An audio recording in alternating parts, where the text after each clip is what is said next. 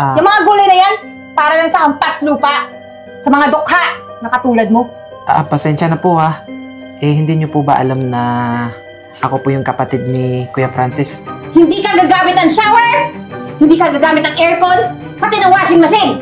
Naiintindihan mo? Yung sinasabi mong tanga, siya lang naman yung isa sa pinakamayaman sa probinsya nila.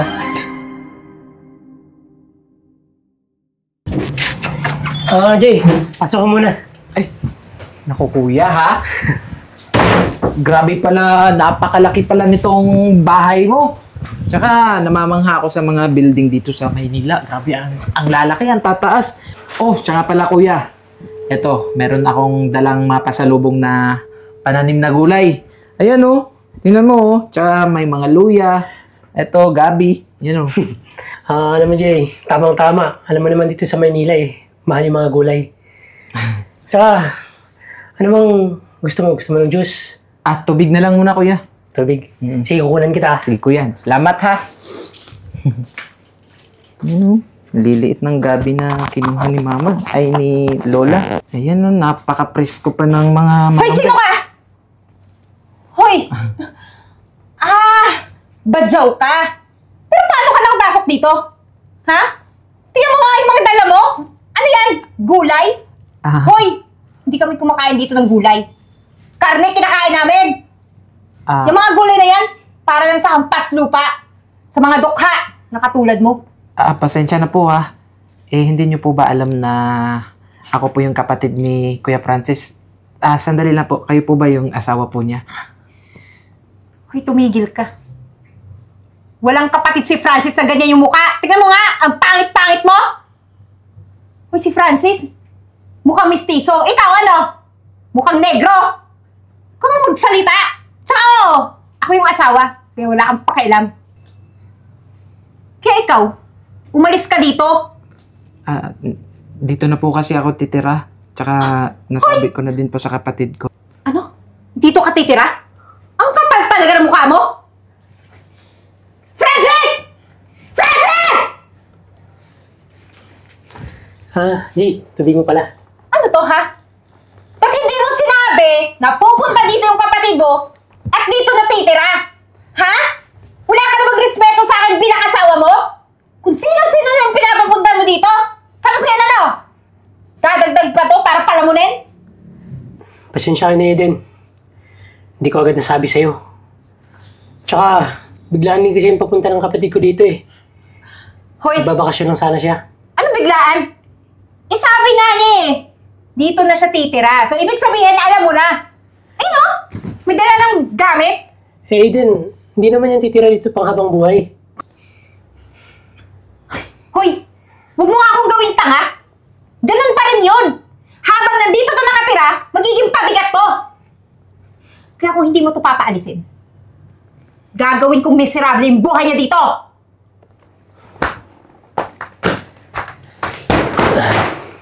Pala Jay, pasensya ka na dun sa asawa ko Ganun lang talaga yun.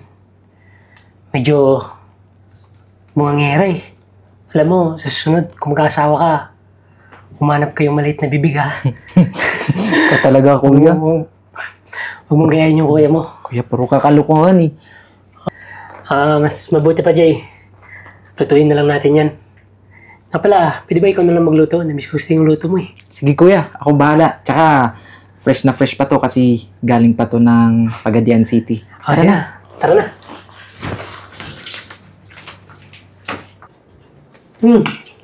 Kain ka lang ang kain. Sarap yan, di ba? Kuya, ikaw mo ba itong kaundra?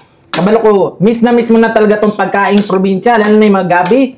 Naku kuya, pag nakauwi ka talaga ng probinsya, naku, mabubusong ka talaga sa mga pagkain doon. Alam mo naman na libre lang tayo sa mga... Teka lang! Teka lang! Francis, ano to, ha? Sinabi ko, paalisin mo yan dito. Bakit hanggang ngayon nandito pa rin at kumakain? Ba't tignan mo, ang lakas kumain! Ano to? Hoy! Hindi ka dito nagbibigay ng pera. Pero paubos na yung kanin namin! Lumigil ka na, Eden! Sumusobra ka na! Kahit ako, hindi mo na respeto sa harap ng kapatid ko! Baka nakalimutan mo, Eden! Bahay ko to! Kahit sino, pwede kong patalahin! Hoy! masusunod. O sige, ganito na lang. Dahil dito mo yan patitirahin, siya magiging katulong dito. Pero, hindi ka gagamit ng shower, hindi ka gagamit ng aircon, pati ng washing machine. Naiintindihan mo? At ano to, ha? Gulay! Di ba alam mo naman, Francis, na allergy ako sa gulay, kaya puro karne lang ang kinakain natin. Auntie, masarap naman yung pagkaluto ko. Anong ante? Bobo ka ba? Yung mukha ko po kasi king auntie. Tumahimik ka! Kahit masarap pa yung luto mo, pangit pa rin lasa niyan. Katulad mo, pangit! Di mo itsura mo, oh! Eden, pwede ba tumigil ka na? Tignan mo, oh! Walang respeto sa akin! Nag-walk out, nagsasalita pa ako, Francis! Ano ba yan? Paano hindi aalis yung tao? Eh, sinisigawan mo. Please lang, Eden. Kapatid ko si Jay. Pwede ba respetuhin mo rin? Hoy, hindi ko yan respetuhin. At wala akong balak na kilalanin yan. Ang alam ko, mahirap yan sa inyo, taga-probinsya, badyaw, kung saan galing, wala akong pakialam. Magluto ka ng karne para sa akin.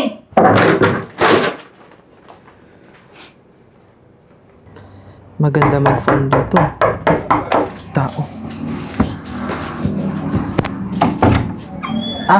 Ay! Attorney! Pasok po. Thank you. Sige po, attorney. Maupo po muna kayo. Thank you. Hoy! Sino naman tong pinapasok mo dito? Sino ba to, ha? Ako po si Attorney Cruz. Ay, attorney po pala kayo. Pasensya na po, kasi yung nagbukas ng pinto sa inyo bobo. Kaya ikaw, bakit ka nakikipag-usap sa mga profesional? Wala ka nang pinag-aralan, di ba? Kung ako sa'yo, kumuha ka ng tubig. Ano? Hindi na po. Hindi! Ako masusunod dito. Ako yung asawa ng may-ari ng bahay na to. Kumuha ka ng tubig! Bilis! Attorney. Magandang araw po pala ulit. Pasensya na hindi ko kayo nabati kanina.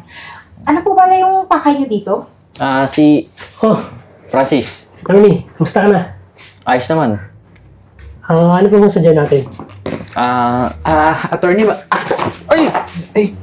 Sorry po, attorney. Hoy! Hindi ko po Tanga ka talaga Ano? Bobo? Ha?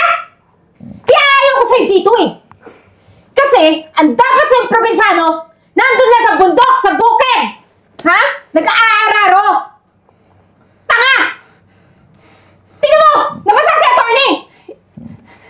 Ma'am, excuse me lang Yung sinasabi mong tanga, siya lang naman yung isa sa pinakamayaman sa probinsya nila. At mas mayaman pa siya kaysa kay Francis. Hoy! Nagpapatawa ka ba, attorney? Paano yan magiging mayaman? Tingnan mo nga, Mukha ng kabayo! Tama na, Eden. Totoo ang sinabi ni attorney. Bakit? Dahil ba ganito yung itsura ko? Tsaka galing ako ng probinsya? Tatratuhin mo ako ng ganito? Wala kang alam. Hindi mo alam kung anong tunay na pagkatao ko. Dahil hindi mo naman ako kinilala ng gusto Pagdating ko pa lang dito, hinusgahan mo na agad yung pagkatao ko. Tsaka alam mo ba kung bakit pumunta dito si Jay? Para paladuin yung gagawin nilang business dito sa Manila. Tsaka Eden, ang totoo niyan, mas mayaman si Jay kaysa sa akin. Lahat ng ari-arian ng magulang namin, halos sa kanya napunta.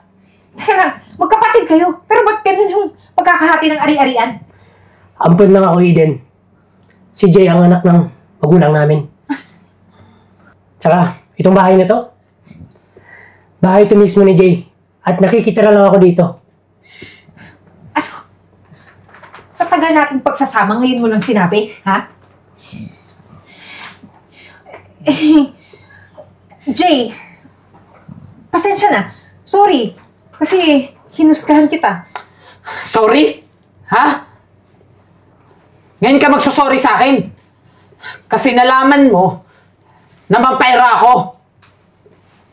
Alam mo? Mukha kang pera. Ha? Yun yung totoo, mukha kang pera. Ano ha? Pera lang din ba yung habol mo sa kapatid ko? Alam mo kuya? Tanga mo rin eh. Kasi humanap ka na lang din lang ng babae. Diyan pa sa taong yan na mukhang pera. Tama ba yung ginawa mo, ha? Yung mga husga ng kapwa?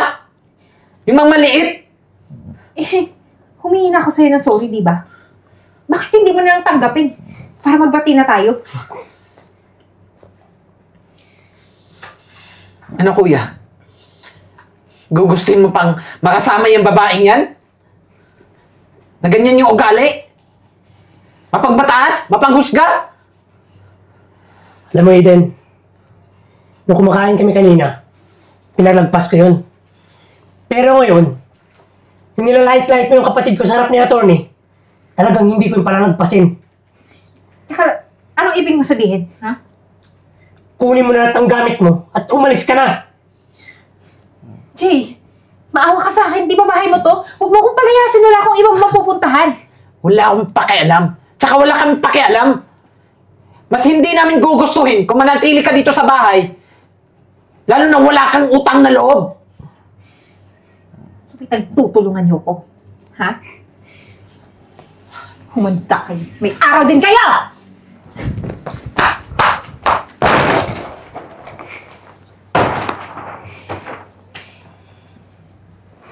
Attorney, pagpasensyahan niyo na po yung mga nangyari ngayon na ako na po yung humingi ng pasensya sa ginawa ng asawa ng kapatid ko.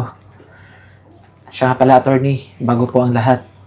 Gusto ko po sana na ilipat po tong pangalan po ng bahay na to sa kapatid ko. Tsaka gusto ko po sanang simulan na po yung pagpaplano ng pagpapatayo po ng mga business dito sa Maynila. Sure, walang problema. Ayusin ko agad yan, lalo na sa madaling panahon. At tsaka, attorney, gusto ko po sana na i-process na po yung mga papeles tungkol sa mga ari-arian ko po na 50% na mapupunta po dyan sa kapatid ko. Alam ko naman po na mapapalago po niya yung mga negosyo ko eh. Lalo na pupunta po ako ng Amerika. Teka lang, Jay. Parang ang hirap tanggapin yan eh. Kasi sobra-sobra yung ginawa ng asawa ko sa'yo. Tsaka, alam mo naman na ampun lang ako, di ba? Ano ka ba kuya? May tiwala naman ako sa'yo eh. Tsaka alam ko na mapapalago mo yung mga negosyo ko. Huwag ka mag-alala. Gagabayan naman kita eh, kahit nasa Amerika ako. Ako, Jay, maraming salamat ha.